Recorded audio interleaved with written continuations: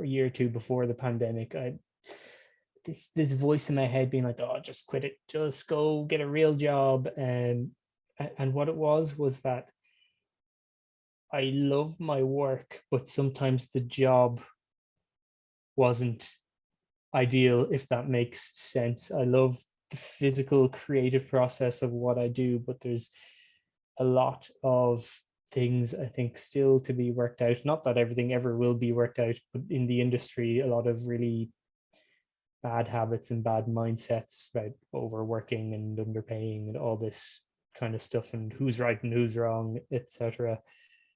That had me on the edge of quitting and getting the real job for a few years. Then when the pandemic hit and the work stopped, I was like, God damn it, I'm just gonna go work in a shop or something, which I do on and off. And there's nothing wrong with it, especially during Christmas times when theater work stops, unless you want to do pantos, which I refuse to do. No offense to them. But yeah, the pandemic for most people kind of obviously was a dark, shadowy time, and it brought a lot of those things to light. But I also think it in some ways was necessary for a lot of people. Obviously not the pandemic being necessary, but the